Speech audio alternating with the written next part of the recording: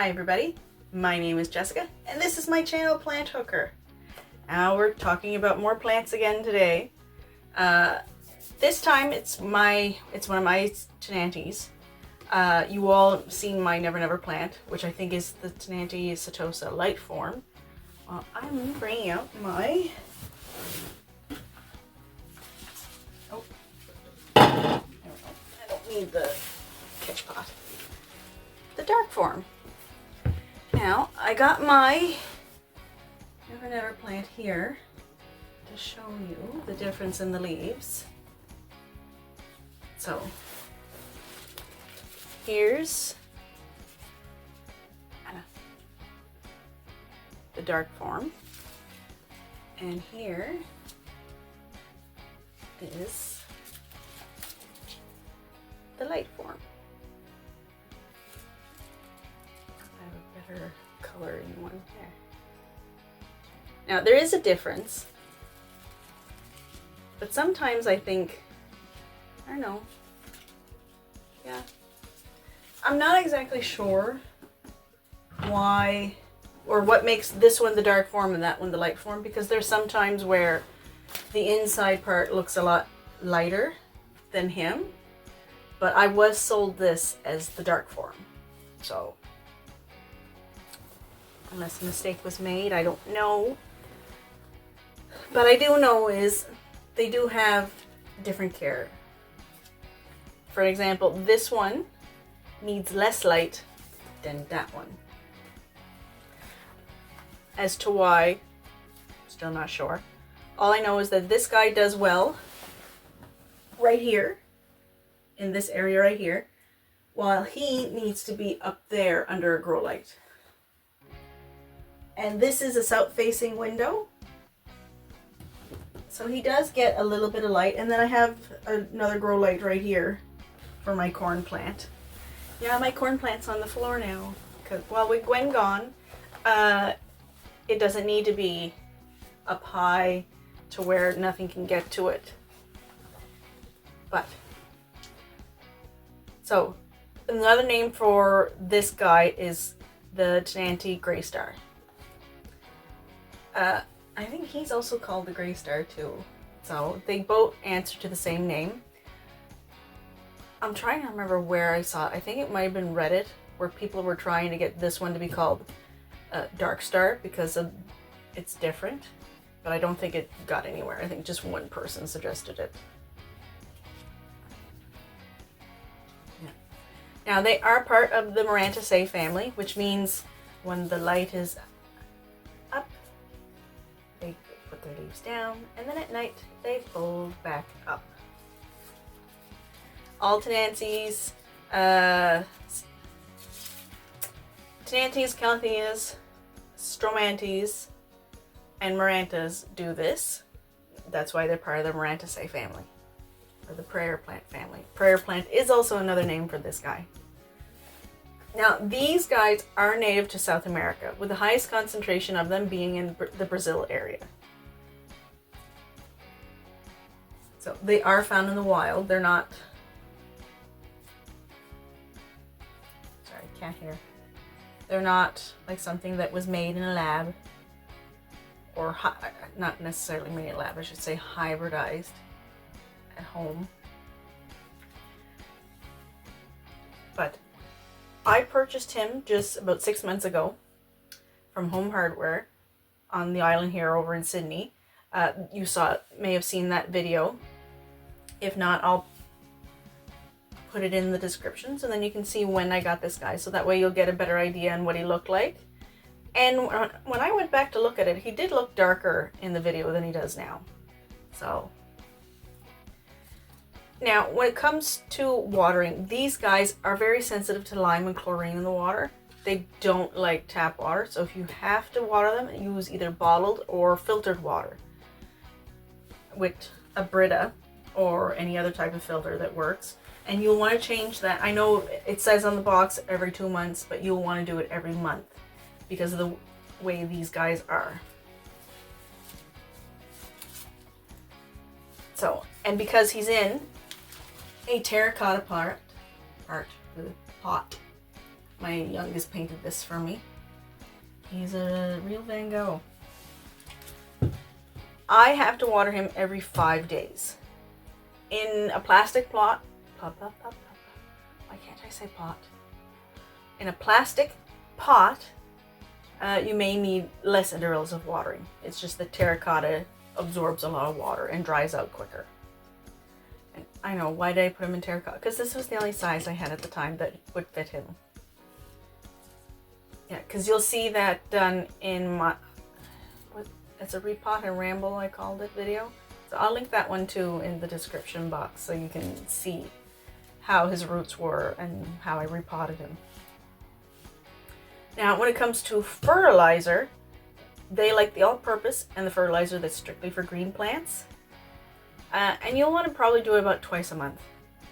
That's what I've been doing, and he seems to enjoy it. So far, so good. Also, it's a very high humidity plant.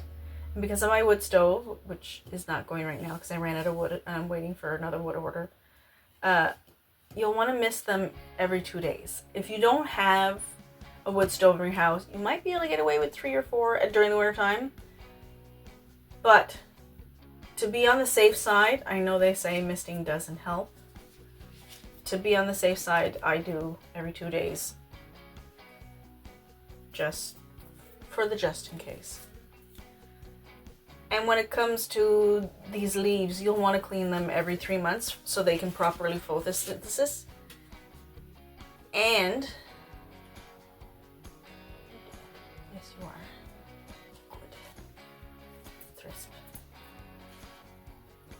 And when you do clean them, you want to use a soft cloth along with filtered water as well. Because if you clean them with regular tap water, you'll notice he doesn't have any, but you will notice like brown spots starting to form. And I'll get to that because that can be a common problem as well. Part sun, part shade is what they enjoy. As I said before, he's doing fine just below the south-facing window, and he's got a grow light to his left. Actually, he's got 3 grow lights to his left. He's got 2 of those little tripod ones, and then he's got 4 that are hanging on the wall that he's fairly far away from. And then there's the big grow light, which is the regular light. So yeah, grow light. Hey, don't drink that water, dummy. There was water in the bottom of the cash pot, and Ziva was drinking it. Cats. They get bottled water because the water here in Cape Breton can be very hard on male cats. It'll cause like crystals in their urine, and we've already lost a cat to it, and it's not the first one I've had. I've had one before, like years ago, like 20 years ago, that developed crystals in his urine because he couldn't handle the tap water. And because I still have a male cat left, so my cats get bottled water, just to make sure I don't have to go through that chifrai again. Now, ideal temperatures for these guys are, of course, between 18 and 24 degrees Celsius, which is 64 to 75 degrees Fahrenheit. Yeah. And in my area here in Cape Breton, they can go outside between June and September. They can't go outside year-round here because my hardiness zone is a 5A. They need a hardiness zone of 10A or more before they're happy to be outside year-round. Now, the lowest temperatures they have been known to survive in a pot is 0 degrees Celsius, which is 32 degrees Fahrenheit. So if you lose power and your power is out for a while and you have no other way of heating your house and it's getting cold, you don't have to worry too much about this guy for a short period of time. When it comes to soil, he's currently in my conglomerate mix. I think it's my conglomerate mix. I'm looking at it and it looks like cocoa coir and orchid bark. I only see a tiny bit of perlite. But the best soils for these guys are, of course, the tropical, coco coir, and peat. I would stick closer to coco coir and tropical because peat, they have to decimate areas, and it's not as sustainable as the other two. Well, actually, coco coir is more sustainable.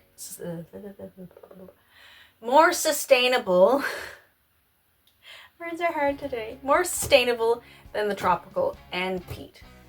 But I find he does better in a more rich soil than just coco coir by itself. So, as I said, like it looks like it's coco coir and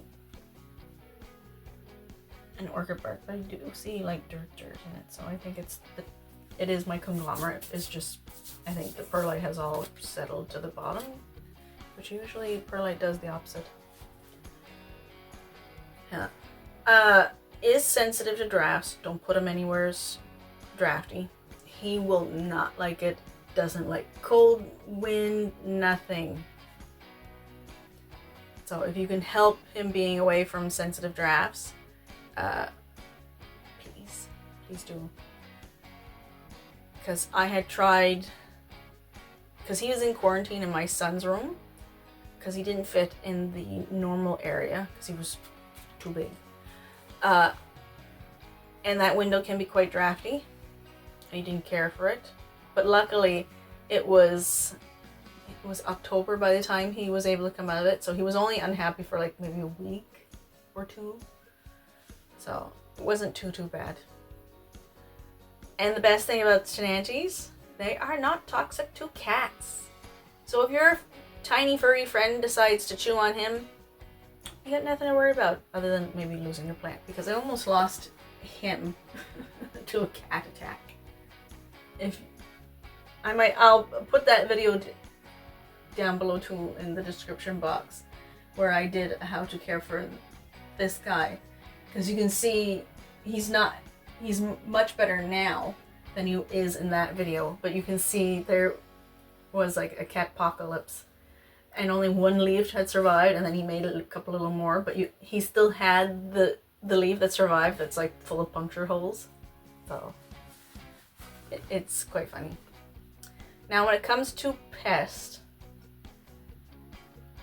I couldn't really find exactly what pest is the worst one or what kinds of pests they get. It just says pest. Watch out for pest. So I don't know about mealybugs, spider mites, scale. All I know is that they are plagued terribly with thrips. He didn't have any pests when he came out of quarantine, but he got them quick enough when he made it to my room, because I've been battling thrips in here since the summertime. And downstairs as well too. But I think I got them downstairs. I haven't gotten them quite yet upstairs here. I'm still finding some thrips, unfortunately. Because which plant did I find? Yeah, my orchid, Elegans Clementine. I found thrisp on him, was it yesterday? Or the day before? I think it was the day before. And it's like, I'll get you next time, thrisp. So it's like, and you're watching them. It's like, yes. And then you realize you become a cartoon villain. Yeah. Now, these guys can grow between 100 centimeters to 150 centimeters tall, which is 40 to 60 inches like tall. Mine is about 47 inches tall, which is 120 centimeters, I think. But they can spread to as itty bitty as 5 centimeters to as big as 30 centimeters, which is between 2 and 15? No. 13 inches. 13 inches. I'm sorry if my math is off. but mine is about 24 inches, which is 64 centimeters. Yes. Oh.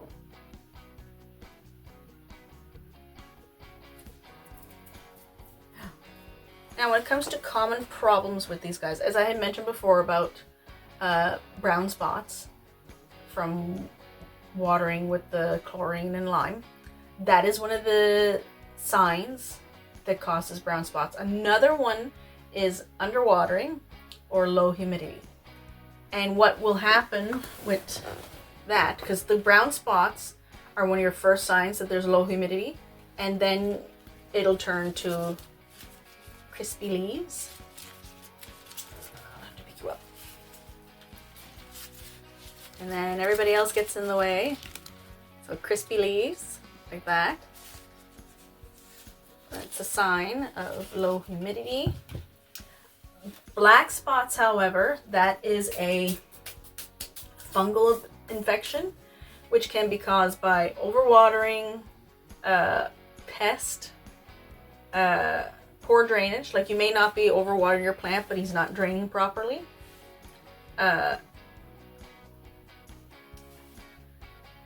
Another thing is environmental stressors, like going between hot and cold too fast. And you're providing high humidity for him, but the air is stagnant, like there's no movement of air. That can cause the black spots and the fungal infection. So that mostly happens if you have these guys in a cabinet. So you do need a fan in there for a case like that. Yellowing leaves can be a number of things as well, such as overwatering, which will lead to root rot. Or even if you're not overwatering and they're yellowing, that's poor drainage. So that's root rot. You gotta change your soil and cut off all the dead roots. Nutrient deficiency is another one. So if you're not fertilizing your plants, you might want to start to avoid more of those yellow leaves. Low humidity is another sign too, because sometimes they'll turn yellow before they crisp. That's another thing too. Like, you'll either get brown spots before they crisp, or they'll go yellow and then go crispy. Incorrect lighting too can cause yellowing leaves.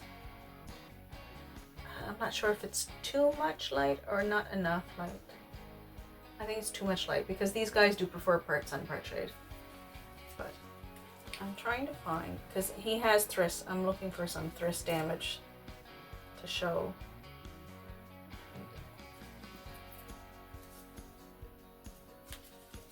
You know how you can tell. This leaf is fairly nice, and it's high up. Now, see how there's very little purple, and you can see a couple of dark spots, and like, it's just yucky. That's thriss damage. Now, if I can find a healthier leaf.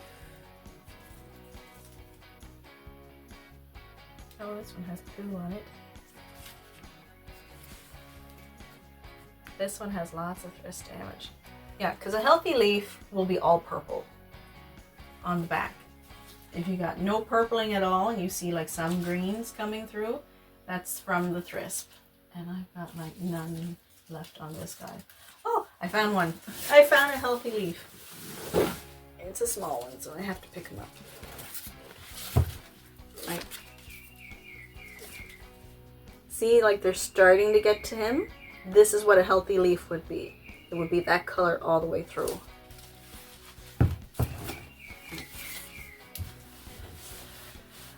Would I recommend this for beginner plant people? No. No, no, no. The only reason why I got him is because when I went to Home Hardware, I had my youngest with me. He's like, oh, I like this one. We have one like this. Let's get this one. It's like, okay. I know, I should do some of them by myself, but he enjoys doing it. And, you know, it gets him away from the video games, and it gets him happy and doing stuff. And we bond. But no, I do not recommend these for beginners. This is more like a medium to expert level plant person. So, yeah. But if you do want a Ctenanthe, I would go with him first. Like if you absolutely want one, go with the Never Never plant or the Light Star, Dark Star, whatever, or Light Form. But if you enjoyed the video, give me a thumbs up. If you didn't like the video, you can always give me a thumbs down. Everybody has a right to their opinion. But if you did like the video, subscribe. And as always, live long, plant on.